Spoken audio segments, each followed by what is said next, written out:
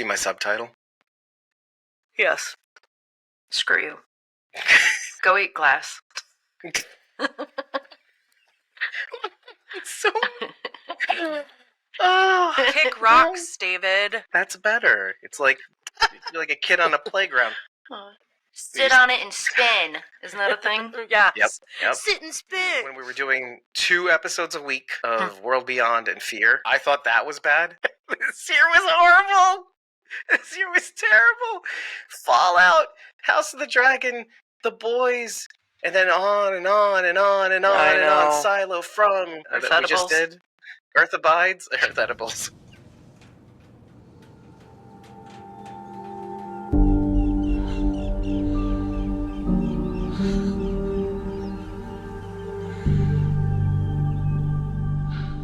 We are Squawking Dead, a podcast pulverizing episodes beyond the Walking Dead universe. Sometimes we give you news. Sometimes we make you laugh. Most times we go deep. I'm your host, David Cameo, and I'm joined by... Cosmo09. And Bridget. You can find me at youtube.com/@PunkyBrewster. It's PUNKYBRUISETER. We said "and" too many times. And today we're here to talk to you about Silo's 8th episode of season 2, titled, cheesily enough, because I thought it was pretty cheesy, The Book of Quinn. I don't like it. I don't know the title until you say it. It really was called The Book of Quinn? You made that up. I didn't make that up. Ew. That's The the Book of title of the Quinn. episode. Barf, writers. Preceded by the last few titles, which are pretty straightforward. The Dive, Barricades, and then you get The Book of Quinn. The Book of Eli, but it's Quinn. In this one, this too is straight. Oh, I don't know why I did that. I'm so sorry. I don't like that. I don't like that he's doing that movement. No, it was weird. no. The little shimmy. No, I don't like it. It's like some sort of weird hairy snake situation. Ew. Hairy snake? You're not wrong. You're hairy, so I don't know. It was like All right, Bridget, how about this? What does the Book of Quinn mean in terms of the title? literally Salvador Quinn's book. The writers were like, hey, Avi Nash used to be on Walking Dead, and they did that stupid thing where they made that Daryl Dixon show, and then they called it the Book of Carol. We're going to call this the Book of Quinn. Get it? Oh. Get it? I don't regret asking that at all. Thank you for redeeming my dumbness, actually. Dumb. I appreciate you so much more now. Thank you. You redeemed the entire episode, actually. Oh, well, After my job's me going, done. The Book of Quinn. Ew, The stop. Book of Quinn. He keeps doing it. I'm calling the police. Is it a hate crime? What are we talking about here? What is this? Ugh. Is a dance considered a hate crime? It's a hate crime because I hate it. And that It should be a dancing crime. is criminal. Whatever happened to freedom of speech? It died with that dance, David. Freedom of speech, not freedom of dance. Freedom of speech doesn't mean freedom from consequences. If I had to put a theme to this episode, and hit me if you don't think this is the case, but you catch more flies with honey than you do with vinegar. You see a little bit of symmetry when it comes to how Camille approaches Amundsen versus Robert Sims. And then you get the Lucas coming to the Pembrokes, the descendants of Salvador Quinn. He comes in hard, like, I have a blue badge, because he just did it with the It was so cute, judicial though. raiders. It was adorable. It was adorable. Oh, he thinks he's somebody now. Mm-hmm. I just fought off some raiders. He's like right outside the door before he knocks, and he's like got it in front of him, and he's like, I'm gonna hold it right here, and they're gonna see it, and they're gonna be afraid. So they can see it. Yeah. It was In so full display. cute. You sort of see the same thing with Bernard and Martha. Only Bernard's the example of just throwing everything. He throws in hard language. He throws in, you want to see her gun? I don't care. The Silo's in trouble. I'm just willing to throw her to, it's like Lucas and Bernard are the same person. Only Bernard's willing to throw everything in the mattress in the kitchen sink at Martha to get her to do what he wants her to do. But it still works, I guess. So there's a bit of symmetry there. I'm willing to say that could be the theme of it. That's fine. Rachel and I talked for a second before you got on, Dave, to say that this was a lot of amp up and not a lot happened, because the episode ended and all I could think was, Well, I have only more questions and literally 0 answers now. So thank you, I What? guess. From? Yeah, right? Where I was like, what's happening? I just watched From. We just talked about that season finale literally yesterday. I do not want to continue to think on that level. About Today. mysteries. Yeah, if you had to kind of picture what this episode was, it's kind of like that Mission Impossible title sequence. Do you remember the old Mission Impossible where there's a fuse that goes throughout the entire sequence? Yeah. And then it gets to the end?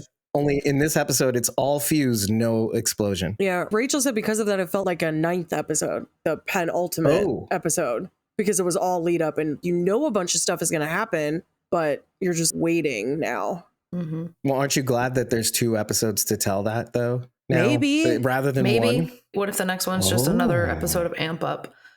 I don't know. That'd be painful. There's a lot going on. So hopefully we get some answers next episode and then even more answers in the episode after that. We did find out a little bit more about Quinn. Is it true? I don't know. It sounds believable.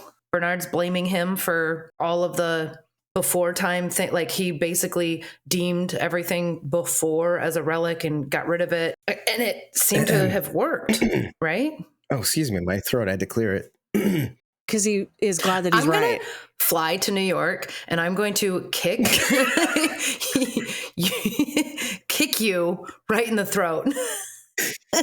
What the audience should know, for context, other than the thing that I'm always right about, is that Rachel's name in the studio is capital I, capital H, capital A, capital T, capital E, U David. You're making it not funny.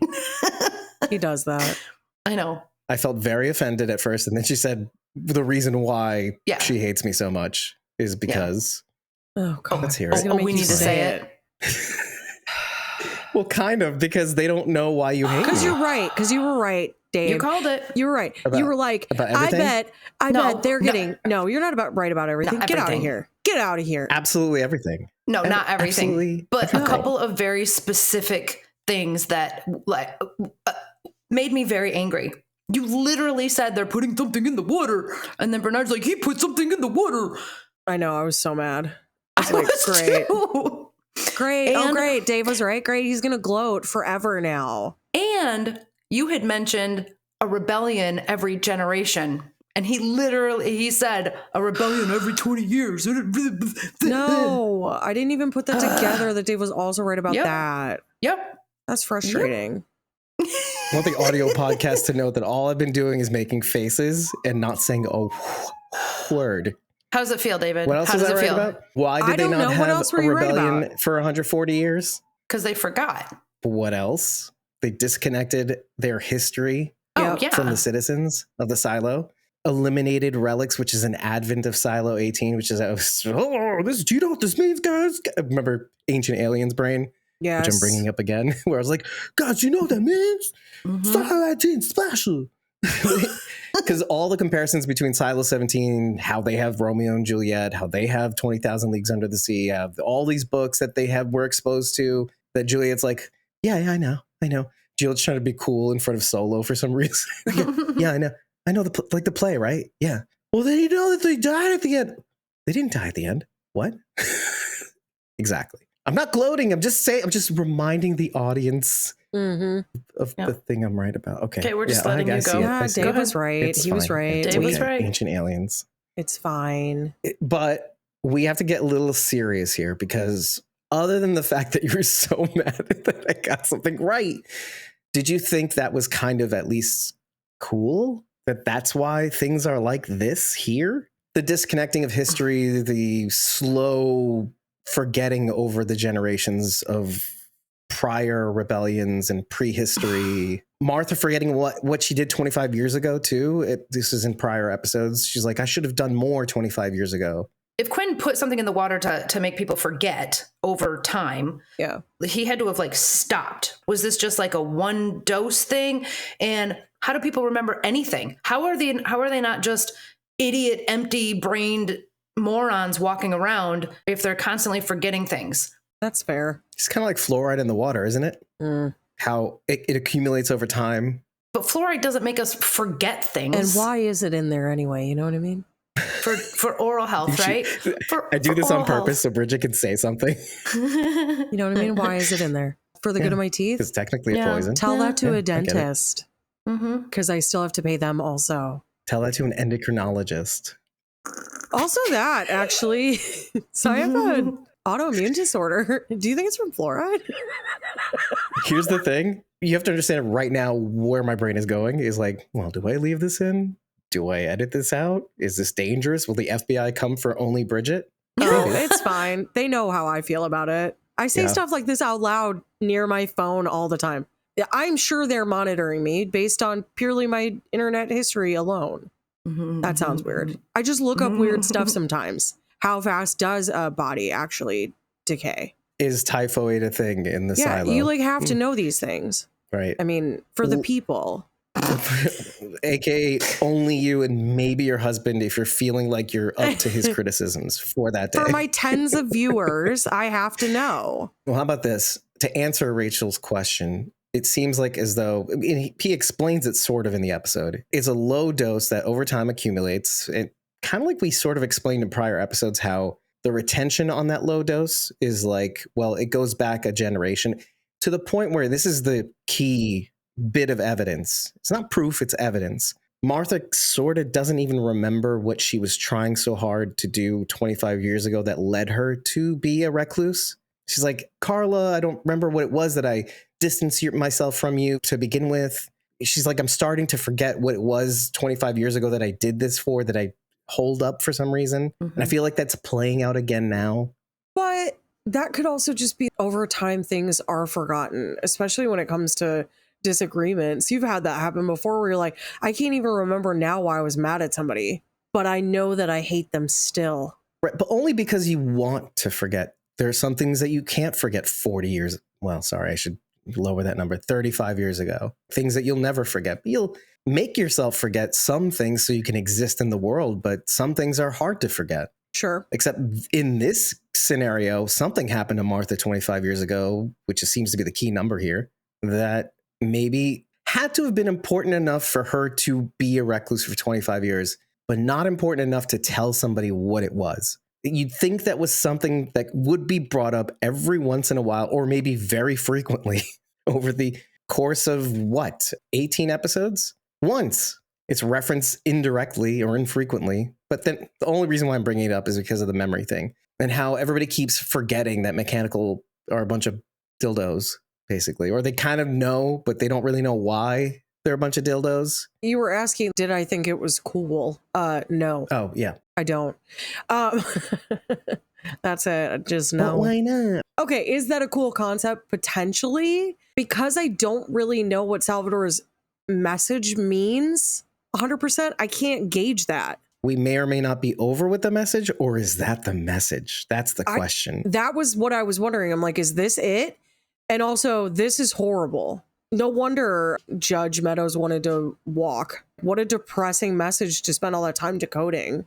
Can we also consider the context of that message? This was something that was written in code in a letter to Salvador Quinn's wife that he felt like he couldn't tell her directly. The guy was the head of IT, who is in the same function as Bernard. And that's another bit of symmetry when you really think about it. In all the interactions with Camille and Robert Sims, you get a little bit of that with Kathleen and Paul Billings. Let me ask this question before we continue. When Amundsen tells Robert Sims, don't tell your wife to go behind your back, and did she do it yet again, go behind Robert's back to talk to Amundsen? I felt like she did, because when she had the conversation with I felt Amundsen, like she did too. I was like, bro, here we are again. Camille is 5 steps ahead. When Sims is like, Bernard is literally 4 steps ahead of everyone. It doesn't matter what you think. To Lucas Kyle, right? Also, so is your wife, though, bro.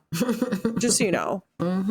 Right. And he did make common face, I think, when Amundsen said it. He said, don't send your wife to not go behind your back. Sorry, He I was shouldn't say super that. pissed. Yeah, not as pissed as he was when Bernard, because obviously Bernard was giving him some ish, right? He was like, Bernie. Anyway, he was like, Bobby Sims, your wife's going behind your back. And he made like a, yeah, I'm common, but I feel betrayed face.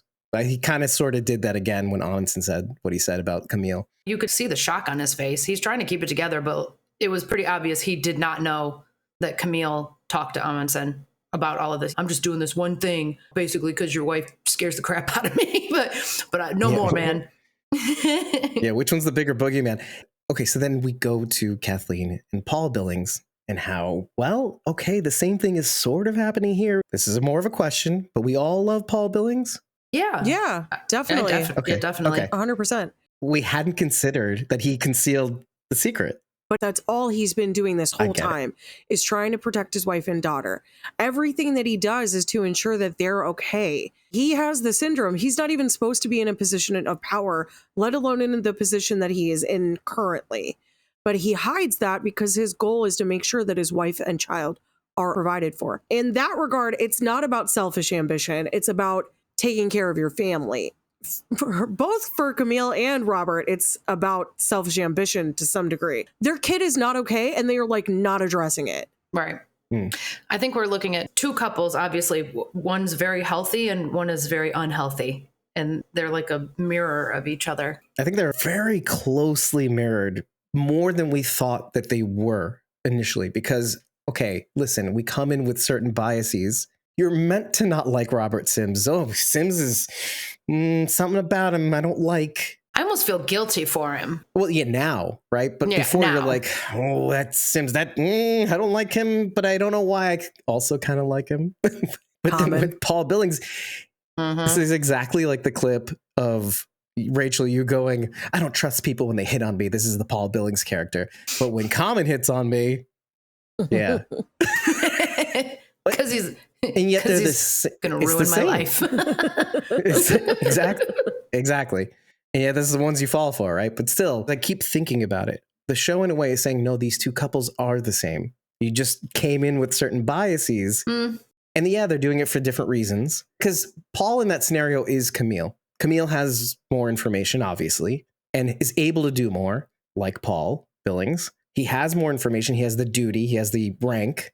And yet he conceals this to protect his wife. Camille does what she does to protect Robert, purportedly. Whether or not you buy it is fine.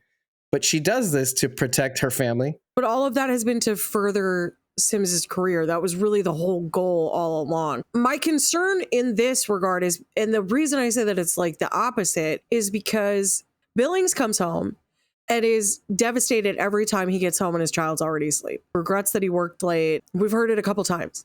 Sims gets home, assumes his child is already asleep. He always works late. Camille states that these are the hours of this position, which is fine. She went into it knowingly. My concern is that their child has been in some pretty dangerous situations. And what have they done but given him a Pez dispenser and said, this is magic. This will protect you.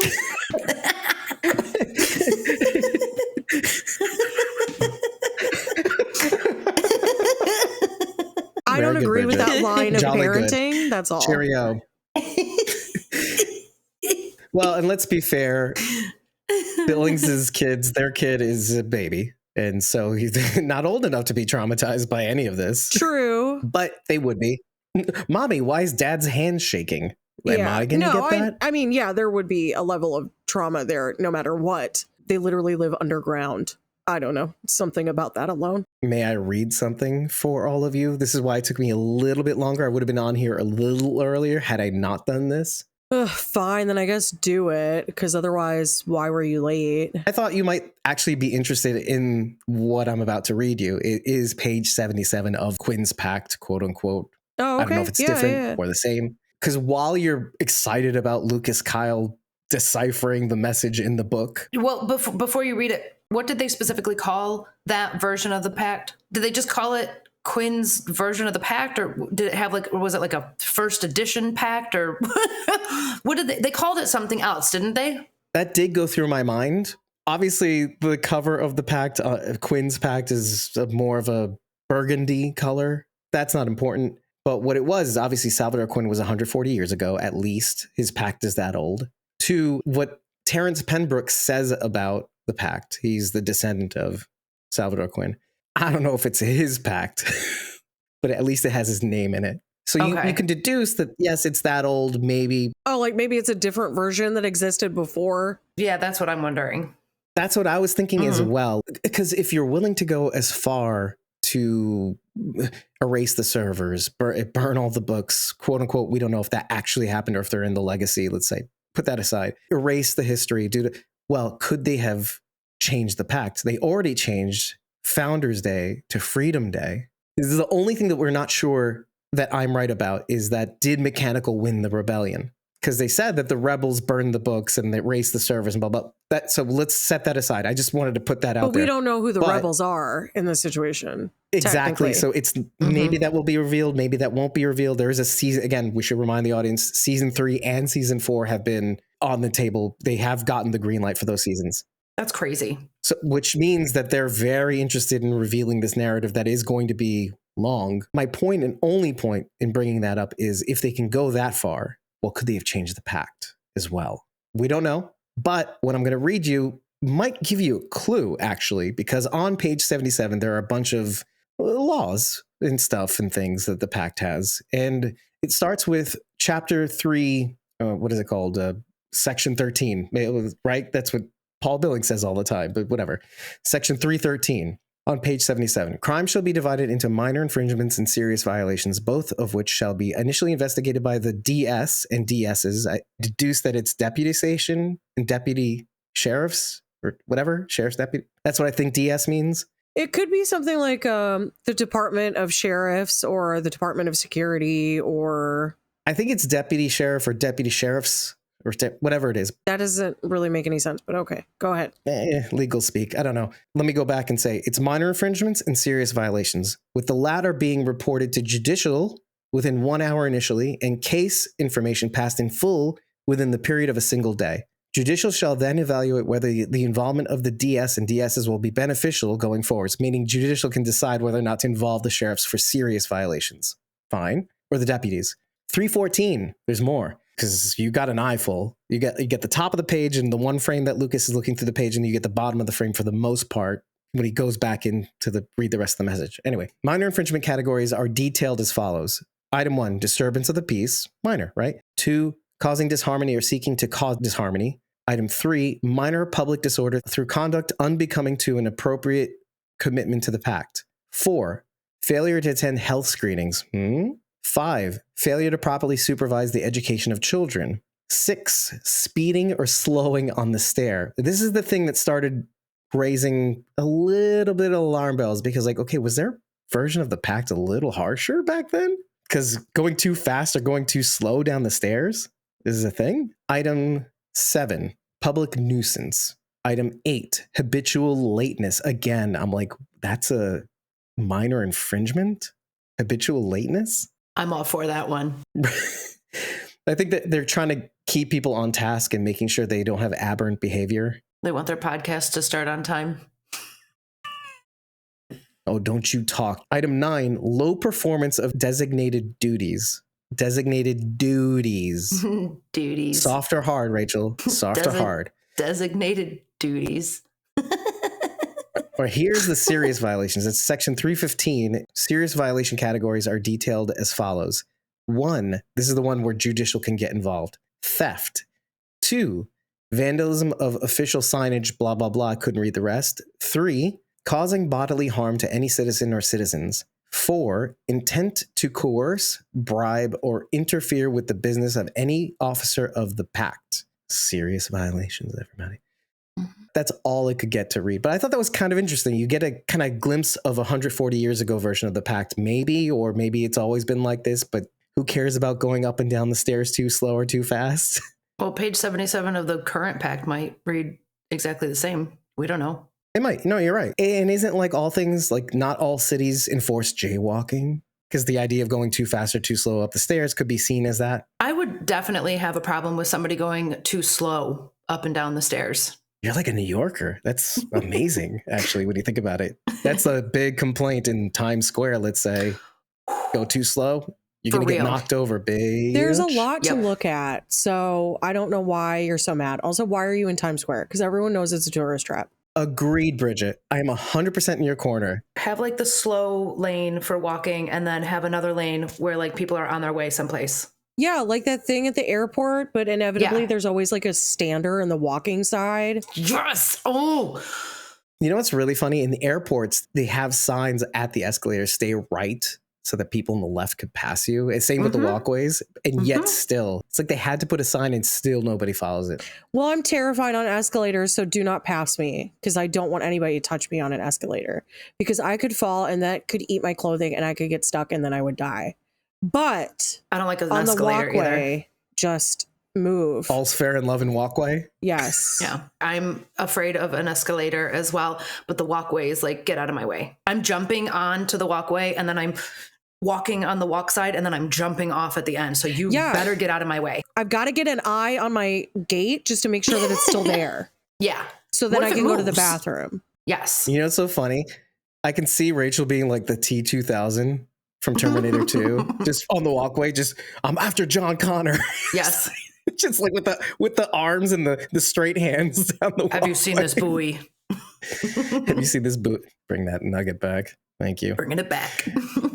Okay, so after me reading the page of the pact, do you think it just might be that laws get shirked over time or just softened over time or the edges get rounded a bit? Or do you think We it don't might even be know a what the different current pact? laws are. They might be exactly the same. It could just be that the formatting was different on the pact and that his pact is an older copy that is a different format, thus changing the way that the code ciphers. You're 100%. I didn't even think of that when I said the question. I thought of it before, but then I forgot. But yes, wouldn't it have to okay. be, Bridget? Yeah. Oh, Otherwise, Bridget. a current pact would decipher Exactly. the code. It didn't really matter if there was different words or not because that's not really the point of this. At least the formatting would have had to be different. Mhm. The words on the page would have to be bigger or smaller, the line spacing, whatever it is. We don't know. It could have, the words could have changed. We don't know. But what we do know is at the very least, it's different enough that he's able to use the cipher on this and decode. Clarify this for me, maybe. So he's trying to use the cipher and it still comes out as a jumble. That's what I saw. And then he looks at it again At and he first. can see where Meadows obviously had underlined letters. Meadows or Quinn? Probably Meadows. I assumed it was Meadows to decipher it. And I assumed that it was a different cipher that was used at the beginning, which to me proves that Meadows is still a superior thinker in terms of like a comparison between Lucas Kyle and Meadows. I'm taking in what you just said first because I hadn't considered the fact that Meadows was trying to redirect Lucas or anybody else from finding out the message. Is that what you're saying? No. Here's what, no, I'm saying Meadows sat there and had to have used a different cipher to decode that portion because it wasn't the cipher that Lucas Kyle has. He later deciphers a different portion because it says proceed. Based on that book cipher. Yeah, whatever it said. Maybe it was a Caesar shift or something else that was used for that portion. And then he had to switch over to something else in order to decipher the part that he actually deciphers, which is the world's most depressing message. Anyway, all of that to say, Sims warned him that Bernard is 4 steps ahead of him. Bernard was able to outthink Meadows, but if Meadows is a higher level thinker than Lucas Kyle, he's really screwed. Well, spell it out why, though. Why is he really screwed? Because if he does find the cipher or the code, you're kind of going all over the place, to be honest with you. I'm not. Wait, Rachel, did you get what she said? Okay. Thank you. Let me just say it I can always slower, rely I on you. guess. Yeah, Let me just I'm a say pinch. it slower. Lucas Kyle tries to use the cipher he has on that one page. It doesn't work. We can all agree that? Right. Okay. Yes. Thank you. But wait, let me mention though really quickly before you continue.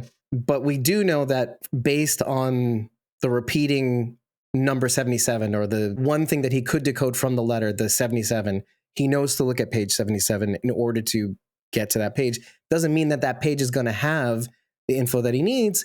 He knows he needs to look at page 77 at least. Correct. And he knows that it's a book cipher where whatever that means, when he gets to the page he needs, he'll use it, which is what he did. Yes. He went to page 99 Whatever and it is. used the book cipher on that page to decode the message. Okay, Yes. sorry. So go ahead. Okay. My thought is he can't figure it out on 77. It literally had to have been done by somebody else before him in order to know that he had to go to page 99. Okay, then let's straighten this out. I think he gets to page 77, tries it out, doesn't work, but he notices the underlined letters, right? Yes. Are you saying that Meadows put the I'm underlined saying letters? Is that Meadows what you're saying? did Just to be that. clear. Yes. Correct. I'm going to put forth this, that Quinn did that. It was yet another, it's like a choose your own adventure book. He's like, oh, you tried to use the book cipher on page 77. It's not going to be that easy. In the choose your own adventure book, it tells you turn to page 99, basically. 20 paces forward plus 2 is what he was saying, basically. So he's saying, it's not here, it's somewhere else. Why bother to create a cipher at all then? That doesn't make any sense. IT consultant guy comes in because it's yet another layer of security. Is that when you get to page 77, you think the code is going to be there, but it's not. Okay. You have to go yet another whatever. Let me explain what I was trying to say to begin with, because nobody understood what I was saying. What I was saying was that Meadows had done that previously because this was her copy of the pact now, and that she was frantic to try to decipher this. And so obviously you had to use a different cipher to decode that page. But let's say Quinn didn't do it. Then how would she have figured it out? That's what I was saying. Let's say Quinn didn't underline that. Okay, fine. No, I'm going with you. But what evidence do you have of that? What evidence do you have that Salvador Quinn did it? You don't, but you're meant to believe that that's what that is. But I can follow what you're saying. He's been cryptic as hell. Why all of a sudden would he be like, oh, but I'll make this one really clear. Proceed to this page. Because it's yet another cipher or / riddle, right? Not really. It's literally underlined. As an IT person, I can see a world in which that's just an extra layer of security. I can also acknowledge this if this is exactly what you're saying. Meadows does this to prevent Lucas Kyle from going any further. Is that no? Or Bernard even. I can see a world in which Meadows herself would interfere with that page, underline the letters to make Lucas Kyle use that very same, because again, high level thinking, use the underlined words to go to page 99 so that she can send a message to whomever, because she doesn't know it's going to be Lucas Kyle, is what I'm saying. I'm taking what you said and going further. Okay. Because if you let me finish, I would have gone further with you. Listen, Bridget, we can hold hands and harmony. Well, you keep saying misdirect. That's not what I was trying to say. I thought she was just laying it out for him. Yeah. Oh, so here's the thing. I think that if you're going to go this far, Bridget, I think you can go a little bit further from a intellectual perspective. Like you're basically saying is that if she starts underlining the words, it's a misdirect. He's too busy trying to figure out the cipher on that page. And she underlines the letters to misdirect him to page 99 to use that very same cipher, which is absolutely bananas, first of all, to think, because it's almost akin to doing a, what is that, the Bible code in a way? Do you know what I'm talking about when I say the Bible code? No. How people have discovered, there are messages from the future in the Old Testament. Oh, good God. If you do yay spaces forward on a page of the Bible, it spells out, 9/11, the attack on the Twin Towers. No, I can't do this. But you know what I'm talking about, that concept, because she finds a page that can accurately spell out the words that are necessary to give the message to the person trying to figure out the code, Bernard, Lucas Kyle, whomever. But at the time it was Bernard. And then say, hey, if you've gotten this far, just go F yourself, basically. You're not going to figure this out. Yeah, no, I like that. Okay. So I'm just trying to feed the birds, baby. I'm just trying to feed your birds. I thought you were, that's fine. It was the opposite of what I was saying. So when you kept saying what you're trying to say is, and that's why I was like, no, I'm saying the opposite of that. That she made a note in it, not to misdirect him, because she didn't think anybody else would touch the book. She did it to try to decode it. That's what I was saying. Anyway. Right. I see what you're saying. All I see is Rachel's scrunched up face. Okay, I thought she was frozen for a hot second because she had this scrunched up face for the longest time. She did. Like frozen. Am frozen. My brain hurts. As the resident dum-dum here, that was really hard for me to follow. Can we pause for a minute? Because Bridget and I had a conference call. We had a conference call and we decided that we need to have an intervention with you because we don't like it, what you're doing. Stop talking about yourself like that, you beautiful idiot. Stop it. Literally what she said at first, and then she qualified it with all these nice things. Stop it. It's like that episode of The Office where I'm like, she's really talented and she's really great at her job, but don't ever tell her that I said that. And Dave's like, why? I told Rachel before, she's like Charlotte. I want to punch her in the face because, like, what? You just like pick up a tattoo gun and all of a sudden you just can tattoo? You're just like talented, but you're endlessly talking about how stupid you are? You liar. I use one half of my brain. Stop it. It's all creative. Okay, well, your one half is like equal to everyone else's full, so that doesn't seem fair. And for my part, I said Rachel says the thing that we don't say. Not only the obvious thing, she asks great questions that lead to also amazing insights too. So It's true. So shut up. You're perfect and we love you. it doesn't have to happen overnight, Rachel, but we'd appreciate it if you stopped. We would defend you if somebody said the things that you were saying about yourself. So we just wanted to say publicly. I'll tell you what Trav says to me. Thanks. Stop talking about my friend that way.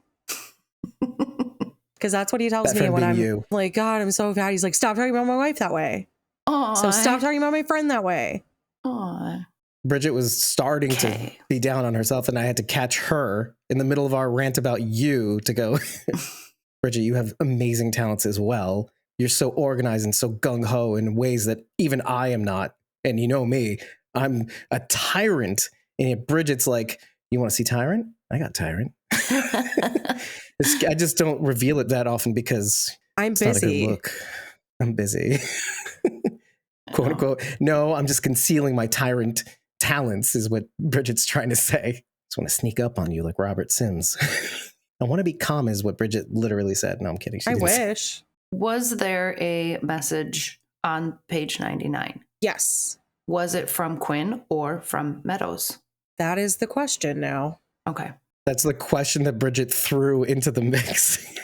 I Do didn't we mean know to. I actually was the arguing something message? else. But if you've made it this far, then you know that the whole game is rigged. How did I miss that? I That's watched the message. episode today. That's the message. If you've made it this Yeah, far, he used the book cipher on that page that he was told to go to. And it says, if you've gotten, I wrote this farm, David, this far, you already know the game is rigged because of the comma. Okay. Dave was like really into Farmville when it was on Facebook back in the day. And he's like, Farmville is rigged. Okay. I feel attacked because I Did you send requests for wheat, David? Ew, Stop. David. But we all did. I That's never- the, Here's what that's I the did. truth. I didn't. I did. When I sent the Oh, fine, just Dave and I requests then. for anything. Wait, let me just explain. I would also send it to only me so that it looked like What? I was trying to send it to my friends because you can change the security on your posts on Facebook. So I pretend like I was playing with other people. It was really playing with myself. Gross. Farmville. I know. I'm sorry. I hate myself I don't in understand. various dimensions. Did you not play confused. You didn't play Farmville at all? No. Okay, it was a Facebook game. That's okay. And it was highly it's still addictive. there. We're talking like Candy Crush on crack. The way it had such a grip on every elderly person on Facebook, well past the point of its prime. All of us played it for like a couple months. And then like 2 years later, your Aunt Sharon is still sending you requests for sheep or whatever. For Yeah, sheep. now it's all Temu. I don't know how to pronounce it. Temu. Apparently it's requests, Temu, but they're right? liars. It's Temu. That's what we've all decided it is. You can't just release a Super Bowl commercial and suddenly think that we're going to say Temu. Grow up. That sounds dumb. My ears don't like it. It feels bad. But you've in my come mouth. across those requests, right? Those help me do this for Yeah. Temu and Yeah, all I've that gotten stuff. them. Right. Yeah. It's the new Farmville, basically. Sign up for That's what I'm whatever saying. so I can pay 3 pennies for a new bed or whatever. Right, exactly. Yeah. It's the new Farmville where you actually get stuff unlike Farmville. Yeah. Yeah, Funny to Farmville was think about nothing. now. You You get nothing. actually get stuff on Temu. I kind of feel like Meadows' reaction, what we know happens to her after getting this far, we know what happened to her in the long run. She quit being the shadow. She's turned into an alcoholic, a recluse. Is this as a result of finding out everything is rigged? Well, let me even further articulate your question because that's a good question. I mean, no, I know Bridget's going to say no, but did she do that as a result of reading this message? You already know the game is rigged. Do you think that's what she did? Well, originally I said that she walked because of that message. You know what? Sometimes From Quinn. sometimes on this podcast, as I'm talking, I change my mind. That's why we do this. That has happened to me so many times. Oh, but then you pass it off as that's what I was saying all along. No, that's you, David. You've done that. No, I You do have not done get. that. Bridget's the gaslighter. She's the gaslighter. I have been brutally honest, and I look stupid doing it, and I'm happy with it because it makes you all feel better after being right all this time. Oh my gosh. Oh, you're the worst. I was trying to argue a different point, and then Dave was like, well, then why not this? And then I was like, okay, I guess. Okay, So I right. just Fine. accepted Right it. again, Dave. Because I Right was like, again. okay, I guess, because I'm tired of arguing about this because I'm trying to tell you something else and you're not getting what I'm saying. And so I just gave up. So then you resort to gaslighting, Well, yeah, obviously. Obviously. just like Camille Sims. I'm Oh, 4 that's kind of steps a ahead. compliment, actually. We're definitely investing a lot of time and conversation into who left this message Yeah, behind. that's what it's like, it it's doesn't gonna matter. Well, and it's going to be really disappointing if we don't actually find out. Well, we won't, because it doesn't matter. Well, let me take my thought a little bit further, if you don't mind, because I think we will get more. I'm willing to go as far as to say Lucas Kyle is super smart. He may be curious. He may be all that stuff. Let's just assume that the message is from Salvador Quinn without all the extra fluff. I think it's meant to discourage people from going any further. I don't think that's the thing that made Meadows quit. I don't think that's enough. I think he's going to go a little bit further to see what he actually wrote. And that is going to be the thing that made Meadows quit. Because you have to consider this. Imagine Meadows keeping that message from Bernard. Would that make Bernard lose all his No. faith in what he was trying to do? It doesn't. Right. It doesn't. Here's the thing. It might. Here's but- ultimately what I was trying to say earlier, Dave. As smart as Meadows was, Bernard was still able to outthink her. If Lucas Kyle isn't as smart as Meadows, Bernard is still going to be able to outthink him. The warning he received from Sims was maybe a little bit of foreshadowing. That's really where I was trying to get Mm. Well, when I agree. was arguing about all of this stuff, and then just agreed with whatever Dave said because I was like, whatever, at least it's over. You know what I So- think threw me off is because you suddenly switched back to the message itself after talking about Lucas Kyle. It was like jarring, and then so I didn't know that's what you were trying to say. That's where I was trying to get. You did. Eventually. So you're very worried for Avi. Yeah, I am. I think we all are, because Sims is right, and we kind of forgot that Bernard is kind of an a-hole, and he kind of says it to Martha. He says, "I'm willing to do whatever." I'm very worried for Walker. Yes, me too. And we got a really great example of how horrible Bernard actually is, because I think there's a little bit of sympathy for him. He felt like he had to get rid of Meadows, and then we feel bad because he did that for the best of the silo, but that wasn't what he wanted deep down in his heart. And maybe there is a heart in there somewhere, but really he is a monster because Walker shows up and he's like, okay, you got to see her. Mhm. Bye. What's more troubling is the last thing he says to her, the promise that he makes. Yeah, she got it too. Oh, that you'll That's be the thing. reunited. You'll be Yeah. reunited with your true love eventually. That was a threat. Yeah, that was a straight up I will jail death you threat. also. Oh, I thought it was a death threat. Oh, it's I like thought he you'll was end saying up he in would the cell and kill you'll them. both die. Yeah. Or insert whatever fate you think is morbid or macabre for Martha. Yeah, I get what you're saying. I didn't go Mhm. that far because I'm not that diabolical, but I take your points. Innocent Dave. There was a scary amount of pleasure on his face during that scene. Yeah, I'm starting to see sociopathic traits in Bernard. That either the feelings he exhibits are, I should be having feelings for Meadows. That kind of thing where like I'm manufacturing the love that I purportedly said that I have towards Meadows, maybe in service of this goal, which is the sociopathic goal, his function, his purpose as a sociopath. And they picked the perfect person to head IT, I guess. Maybe, or maybe they're all like that. I don't know. Maybe that's what living underground does it to you. Maybe another thing. Yeah, it could be. Yeah. I'm trying to reconcile what we see at first, then we see again the sympathy that we have for him, and also then you see this side of him. Let me say this, and then we can leave it there, because I see a lot of what Lucas Kyle could have been had he not had that conversation with Terrence Pembroke. If Lucas Kyle kept going down this path of just showing his ID everywhere he went and throwing his weight around, isn't that Bernard today in a weird way? Because he knows one side of it, which is, oh, your mom works in hospice. Shame if you ended up there, your mom taking care of you in hospice. What? So he has that side of it. He's been to the mines. He's seen the side of what could end up happening to somebody if they don't grab the ring. If I seize power, bad things can't happen to me. Let's throw my weight around. Let's throw everything at Martha. He could easily turn into Bernard. And if he feels that, well, then of course he would have a reason to do whatever it takes to protect the silo because of personal and also collective reasons. So I'm trying to reconcile Bernard's behavior. Maybe he was exposed to something like that, or maybe that's just the type of person he is, that he would sacrifice everything for the silo. Maybe at one point he threw his weight around and thought that that was the path he had to take. But what is the factor that prevents Lucas Kyle from going down that path? It's not just Terrence Pembroke and his conversation with him. It's also Juliet Nichols and what she means to the silo, too.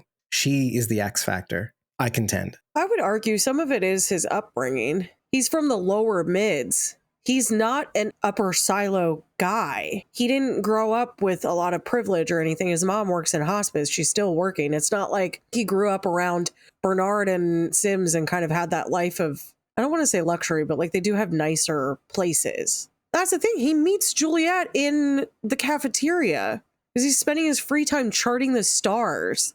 He bothers to go to the up top, the highest cafeteria, to get the biggest screen so that he can see the things in detail, which I think is kind of romantic in a weird way, if you don't mind me saying so. Nobody minds. It is a little. It is. You're not wrong. Yeah, it is. He's not the heart Then of a he meets poet. the love of his life. What? Juliet? They obviously have a thing, or like he has far. a thing for her. He tries to kiss her in the first season. Well, yeah, he has a crush on her. Did not work out the way She was in he love with wanted George. it to. She was running on I get that. vengeance at that point. Nothing else. Fueled by Vengeance. Brought to you by Farmville. Stupid. We should ask them if they'll Will you pay give me us. some weight? If Will they you still pay exist, us? even. Will you pay us, Farmville? Farmville. It's a great game.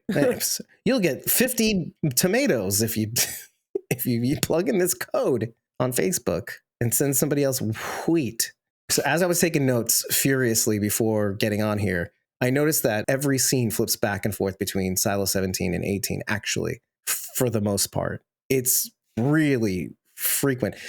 Of course, not a lot of things happen at Silo 17, kind of like what you were None of that happens. kind of like what you were articulating, Bridget. Mhm. None of that happens, Bridget.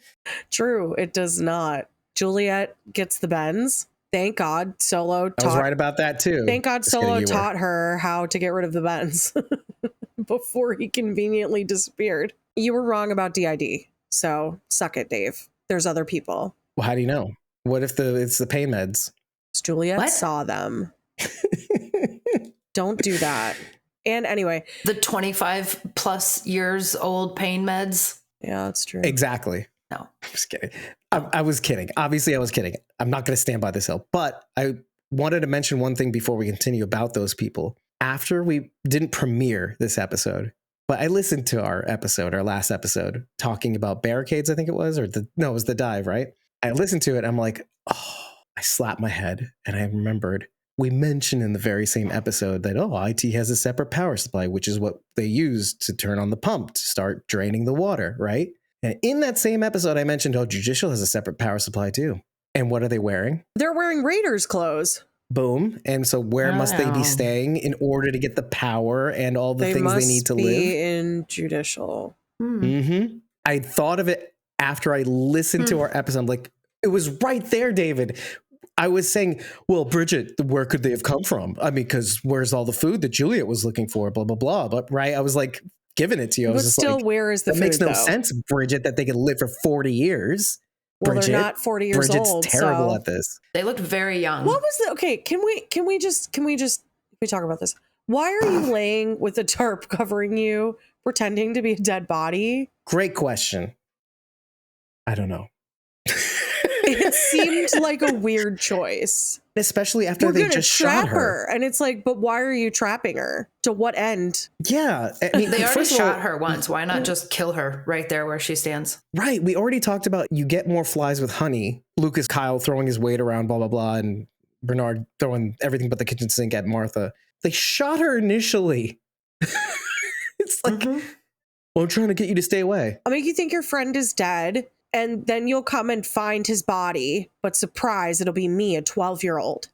It's like, what? Why? Playing a 25-year-old. Not even. Or That kid 40-year-old. was No, so no, it's- young. I was gonna say, it's No, probably the no, other no. way around.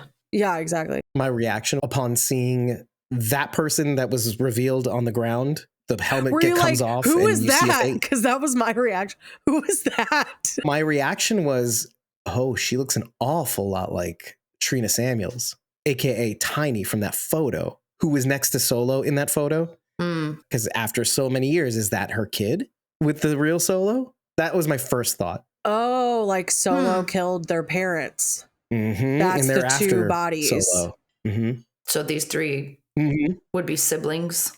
Interesting. Yeah, Maybe siblings. classmates, right? You did talk about the classmates too. No. I don't know. What, No. These three would something be. we'll find out. They would be Teeny and Solo's kids. I want them to be Teeny, from yet another Whatever that silo. person's name is. Trini? I don't remember. Tiny, but yeah, cares? Trina, aka Tiny. Trina, Power Ranger. You mixed the two words. It's fine. It's a yeah. Power Ranger shout out. Oh yeah, Trini was my favorite actually, so that's fair. Black Ranger, Yellow Ranger. It's morphin' time. I want to find out that these three are from an entirely different silo. Sort of what we said last episode too. Yeah, I don't think It so. could be. I mean, if they came from like 16.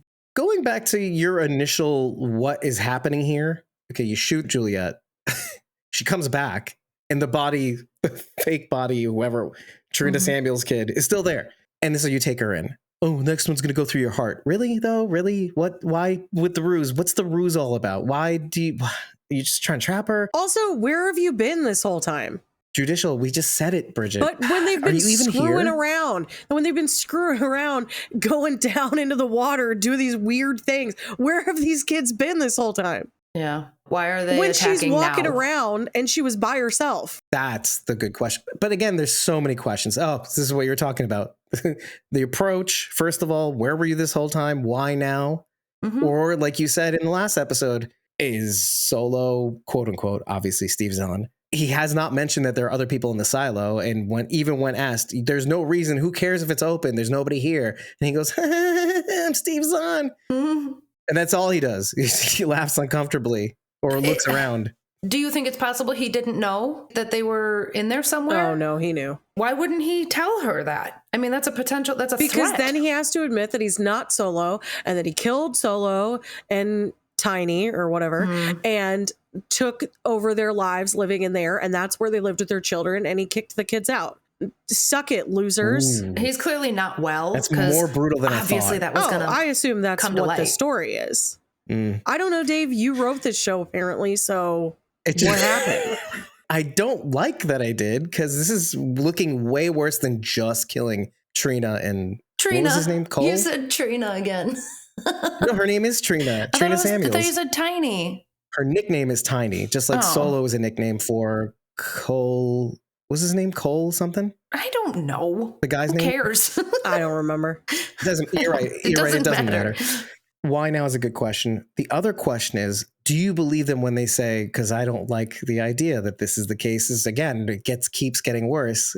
But for our own selfish audience reasons, did they kill quote unquote Solo? Oh, well, frankly, Because they said they did, right? if he killed their parents, It would make sense that they did. I don't blame them. Yeah, And agreed. they do need to get back into the thing, though. So I don't know if they did Vault. or if they're just torturing him to be able to get back in there. But That makes sense. either way, Juliet doesn't care. She just needs her helmet. If the kids Right. were in there initially, wouldn't they have the code? He would have changed it. Yep.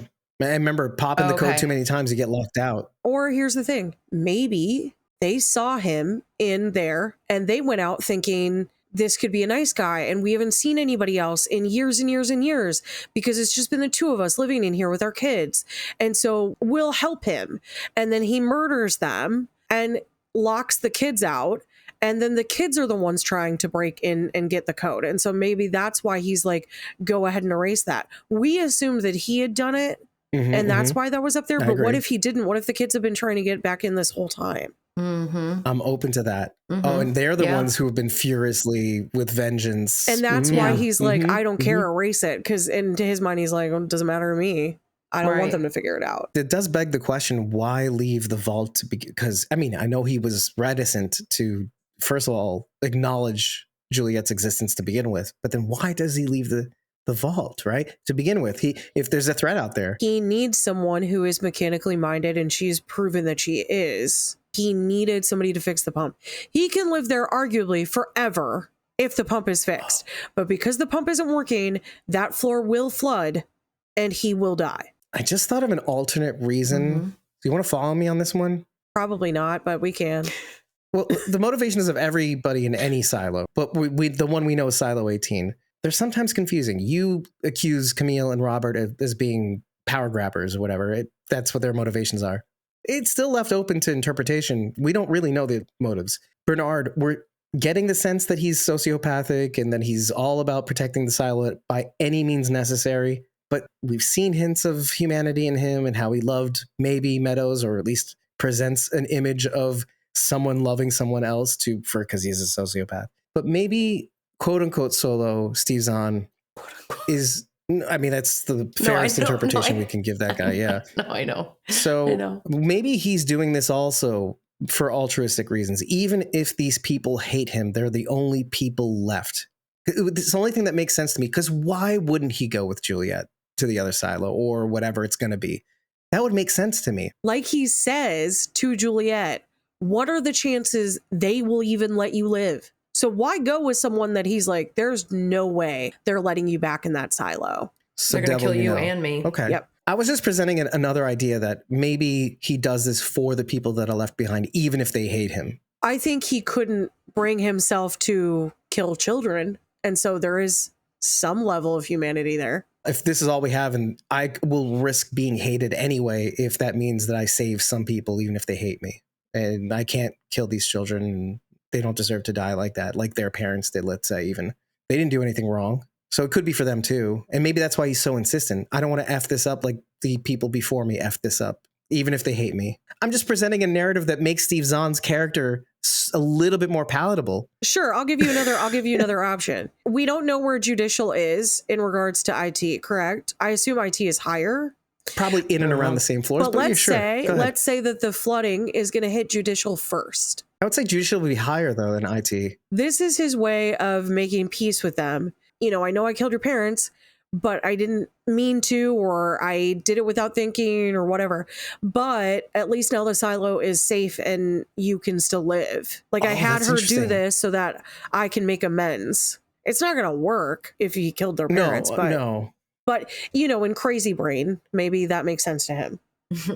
And if I'm adopting the crazy brain, if I really think about it, we asked the question and we thought of different reasons of why he would use the name Solo. Cole, what's his name? Wouldn't that be an interesting way to write a history book where their father saved the silo, just like Salvador Quinn is accused of letting the Raiders erase the servers and burn the books, but really he's the hero? Isn't that an interesting sort of dark mirror to this silo, is that he's using their father's name to save this? If we're adopting my idiot logic of trying to save Steve Zahn's image in my mind about this character, he uses the name to save the silo, whereas he killed the parents. He was the IT shadow, right? He was supposed to save the silo. So I'm using that name to yet again try to save the silo with his name, not my own. It's a beautiful story if I wrote it, but I don't know. I'm trying my best here. Whereas before I was like, he's a murderer. He killed these two people outside the door. He's a psychopath. And now he wants to eat Juliet's face while saving the silo. You were like, there's no other people in the silo. And he actually is pretending to be other people now, or is other people now. But the question remains, why do that? Why adopt this name? You're not the head of IT. This would be an interesting way of, to me, reconciling that reason. Because in every episode you keep saying, maybe he's not crazy. Well, I think maybe it has something to do with the tablet. It's only going to accept whoever was the shadow or whatever. So is that the problem? Does he have to pretend he's Solo now? Because otherwise he won't have access to any of the information. And how does that work? Or maybe if Russell got taken out in the rebellion that they had here in 17, he would appoint Cole as the actual shadow, as the head of IT. If they can detect a Delta level event in the main shaft, maybe that computer can detect that Russell's life signs are gone and the real Solo became the head of IT. But what if Cole made quote unquote Solo his new shadow, but then his new shadow took him out? That would make sense of your tablet story. Because then he really did become head of IT. And then him yelling at Juliet would make sense, except for the name part. But that wasn't mean really what I anything, was really. saying. But okay. I'm just saying, like, how would that even happen, right? Because he would need a superior to assign him that role. The computer's not a dummy. I mean, it knows everybody in the silo, but it needs authorization first. But what if he's like, I'm solo, and the computer doesn't actually have voice recognition, and so it's like, oh, okay, cool. Great. No, but it confirmed that it does have voice recognition, though. Well, did it? Lucas Kyle, so yeah, Well, when it just he identified himself, accepted that he was a identity person. confirmed. Well, I'm confirming that you exist. Oh, and you happen to be, because Bernard told me you are the IT shadow. I think this is interesting, but I think we've exhausted all possibilities that I sorrily introduced. I'm sorry. I apologize to the world, our own huge silo. As viewers, we're probably not supposed to question how Steve Zahn has gained access to the tablet, and maybe they'll tell us. I don't know. The end of this episode is one of those things where I'm like, oh, okay. And I'm just going to wait for an answer, because I agree. It's a lot. Maybe the moon wears pants. Maybe. How dare you? Because you know, so I'm just going to wait Rachel's for the answers. Attacking me now. Because that's how Bridget attacked me when we're talking about From. All right. I'll take your point. I'll take it all the way to the moon. Yeah, I feel like there's a lot of things that we, specifically this group of people, we are all trained to pay attention to things far more in detail than the average viewer. And I think sometimes it doesn't matter. A lot of the things that we question, ultimately in the grand scheme of a series, doesn't play a huge role. What you're saying. Didn't Mikey Satrazemis say that about us? Absolutely. Wasn't he like, you guys made connections that we didn't even plan? Absolutely. We find connections that were not thought out in the drawing room, with the idea room, the writer's table. What am I trying to say? I said everything but the right words. You're like, writer's table, Right. created room. All of that. What she was trying to say is David should have written Fear the Walking Dead. Yeah, shut up. I didn't say any of that. But the people who write this show watch our podcast, and they're like, yeah. Oh no. That's totally what we meant to do.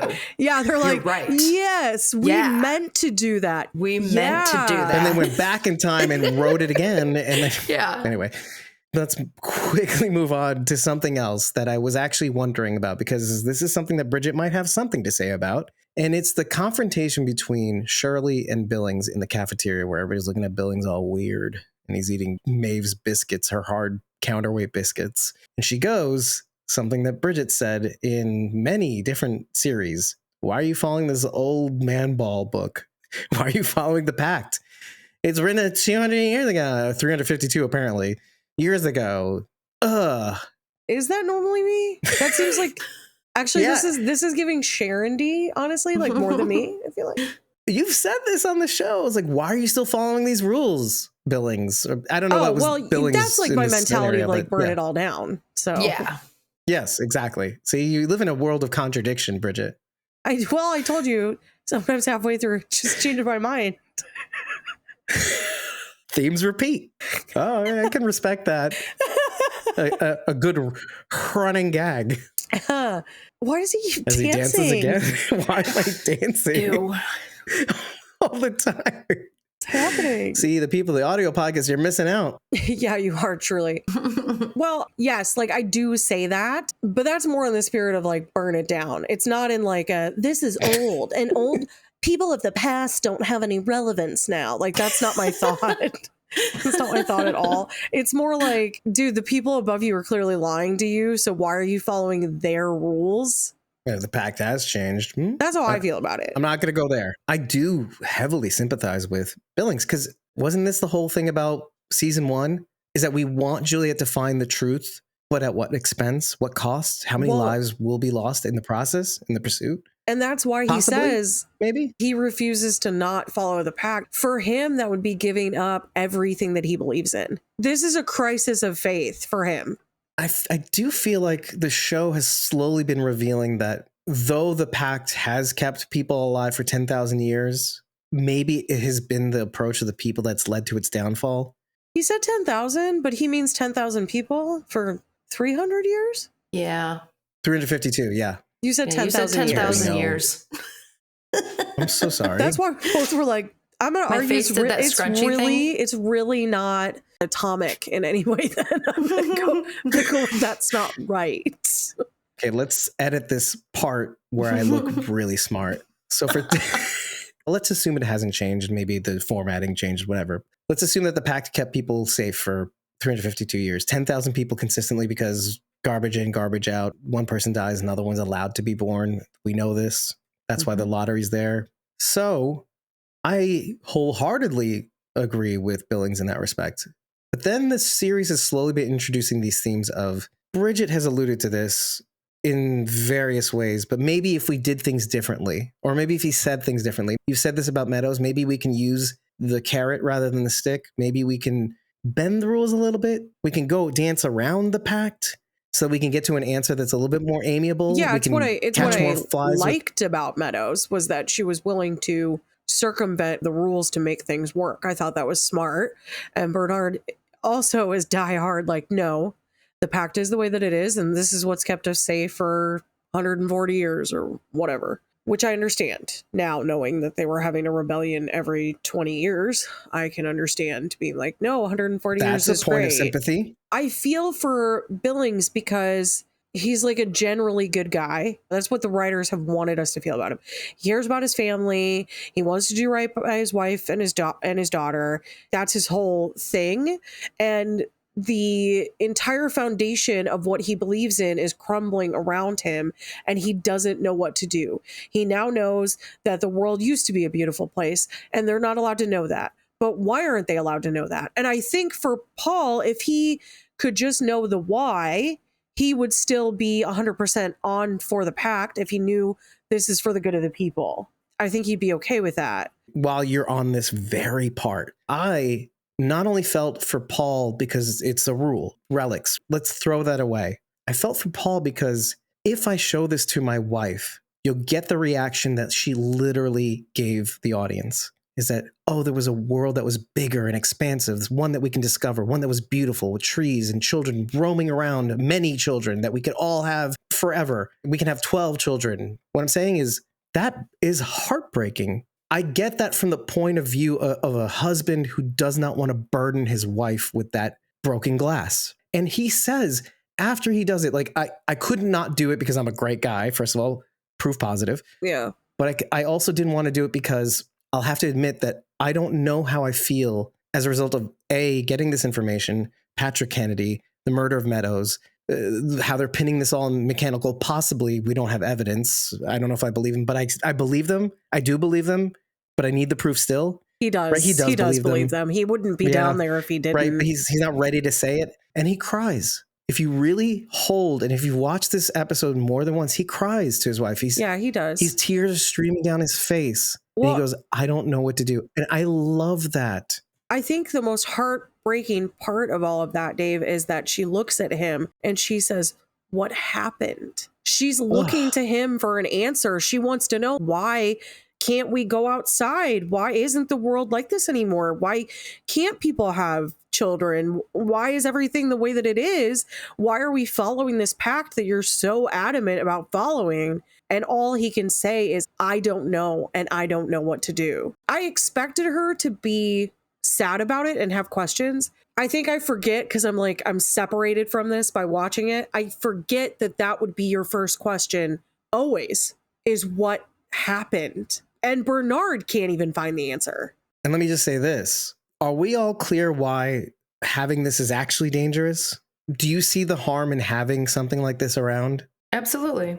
It's good to do a head check because it's something that I think, Bridget, you brought up when we were talking. We had strafed across the idea of Firefly and introducing a drug to the populace that would make them docile, and how for some people it turned them into rage monsters, right? The select one fraction of a percent. I don't know that we did talk about that on here, but I do love Firefly. We mentioned it with respect, I think it was in our season 1 recap of Silo, is that we mentioned what would happen if you introduced a drug to make the Silo Interesting. docile or whatever. I forget a lot of the stuff that we mentioned, but yeah, sometimes I watch our episodes and I'm like, I'm so smart. I think that too, and then I remember it's just David's editing. True. It's not just. No, I True. remember everything you guys say. And Rachel, more than anybody else, I go, and Rachel, you said this and it was brilliant. You're like, I don't remember even saying that, bro. Like, I edited it. I know. Okay, so let me just go back to that, because I'm glad we're all clear on the danger of having that around, because you see this and you would despair. Despair all ye who enter the silo. Maybe most people would lay down. I struggle with this though, Dave, because What's the point? I struggle with the lack of truth. That bothers me. It's fundamentally Exactly. wrong. I get it's for the good. You maybe lie to your kids so that they don't hurt themselves or whatever. Fundamentally, that is wrong to lie. Maybe we can articulate this in a different way.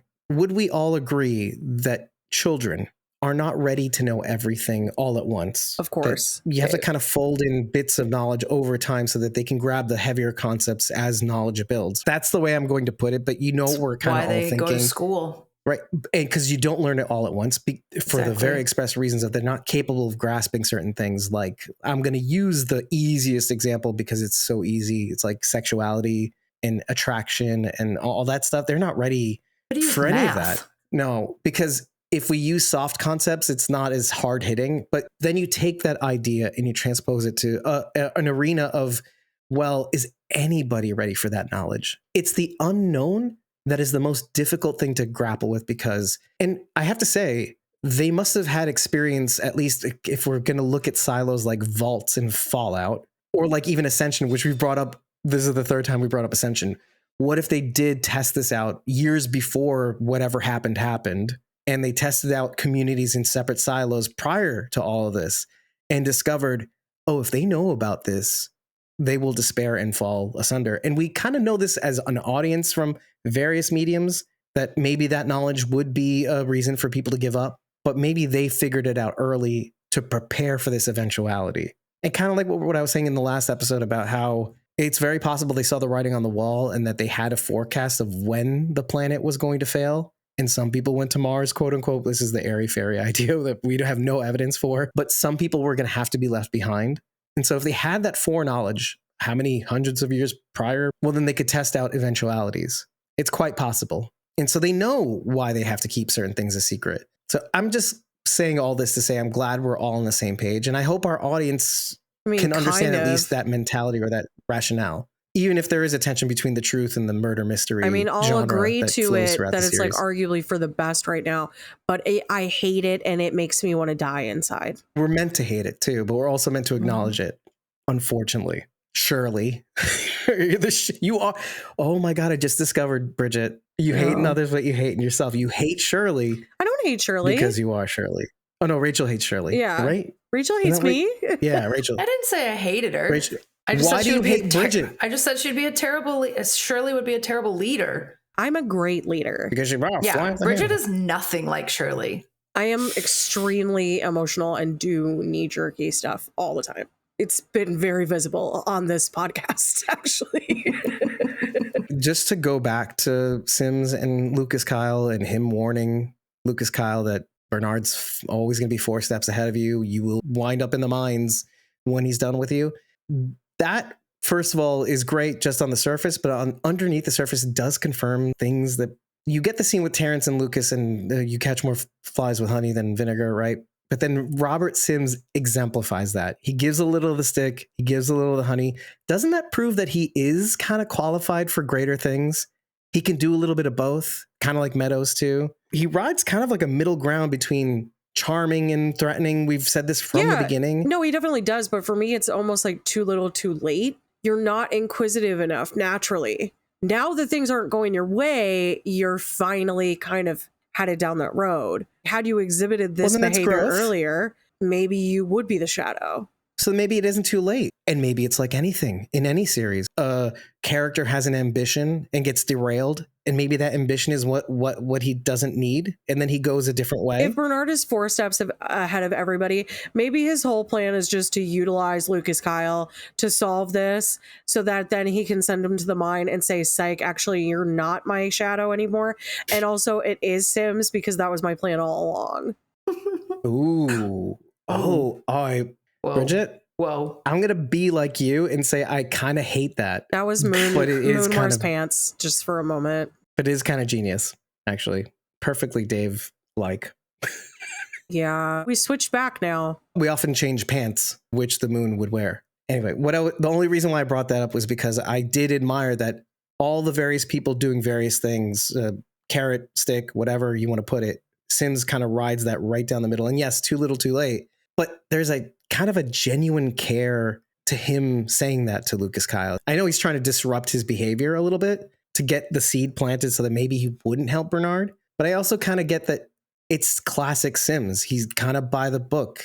He doesn't have to always show his muscles. He can go, listen, I just don't want to see you get hurt. And that's kind of cool. I kind of like that we get to see more of this side of him. That flex, but in a kind of positive way. Because also I like Avi Nash. And so the fact that he's nice to Avi Nash is kind of like a bias of mine. It's like, oh, be nice to Avi Nash. He didn't do anything wrong. He sent to the mines. It was really hard on him.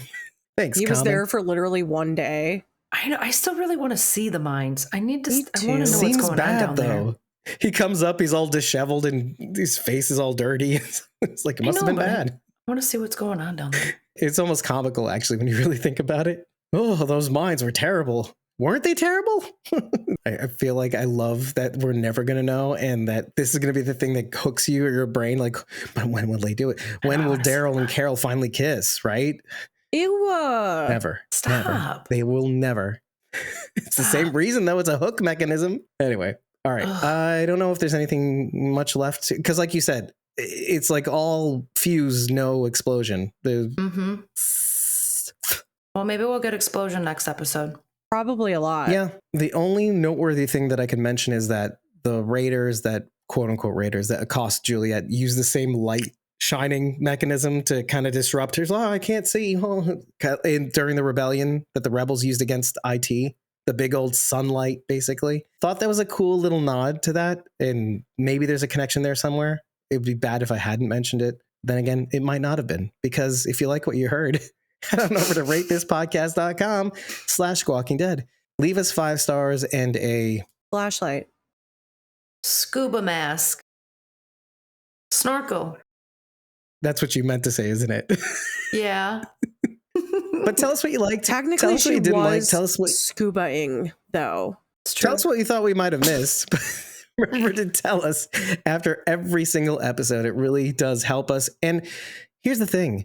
We didn't miss anything in this one. Okay. We didn't. Okay. Now I'm thinking of things we missed, but it's fine. It's fine. It's fine. Just No, we leave didn't us miss nice things. Anything. We got it all. Why can't you just tell us nice things all the time after these podcasts that you listen to and love? I hope. But if you really like what we've heard, consider tipping us on Ko-fi.com/squawking-dead, and you'll get access to our unedited episode recordings for 30 days, as well as my pre-squawk insights. And you'll also get forever access to our Discord.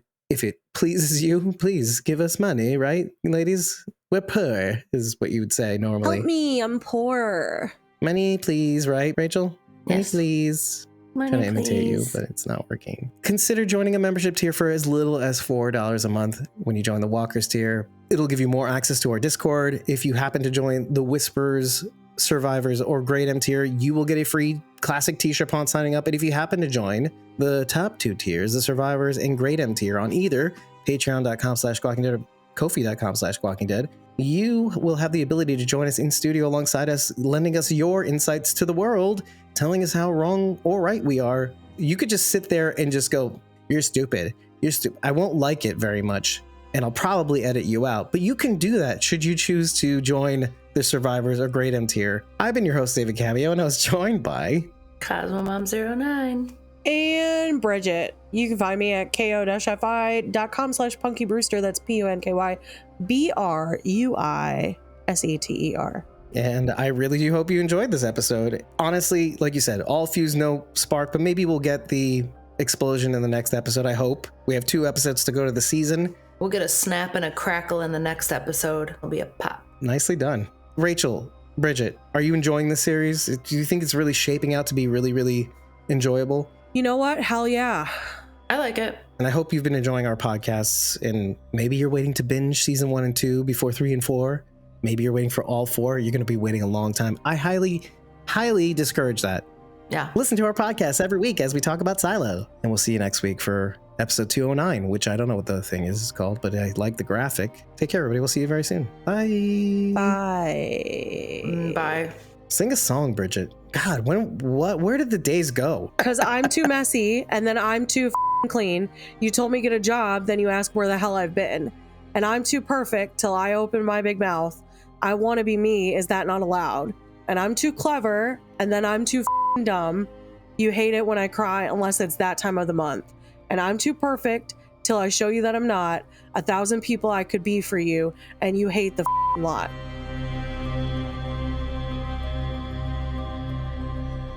Thank you for making it to the end of yet another episode of Squawking Dead. This one covering Silo's 8th episode of season 2, titled The Book of Quinn. Yes, I am dancing, but it's probably a good thing that you can't see me. Apparently, nobody likes it. In case you missed it, we wrapped up our coverage of Earth Abides, a mini-series, 6 episodes on MGM Plus. It's certainly not for everybody, of course, as you may discover when you listen to our episodes, or at least our first 2. Things start to turn around when we discuss the 3rd episode, so 1, 2, and 3. And on our 4th episode discussion, we covered the last 3 episodes, and that's kind of where we get into our groove and start talking largely about the things we liked about the series. And we even had a special guest, Carol from Relishing the Dead. And as always, we like to thank our supporters at the end of every podcast, namely the Great M Survivors and Whispers tier members in that order. Starting with the Great M tier, the Greatest Ish tier, we have at Real Ryan GM on Instagram and X. Moving on to our Survivors tier, we have Douglas Atherton at Walking Dead Artist 2 on Instagram. In the Whispers tier, we have ko-fi.com/fanartlindy. On Instagram, we have at ElizaJones71. And on Facebook, we have at Kim.Rowley, the number 1. We're nearing the end of the 2nd season of Silo. And as I said earlier, I'm pretty psyched to see even more revealed, as unlike From, Silo does not leave you wanting when it comes to solving mysteries, even if it doesn't reveal the grander mysteries at first, at least. But no matter what is revealed or not revealed, just remember that we just recorded our season 3 finale of From just before this episode, actually, and we are working on editing it right after we release this episode. Oh yeah, and we are Squawking Dead.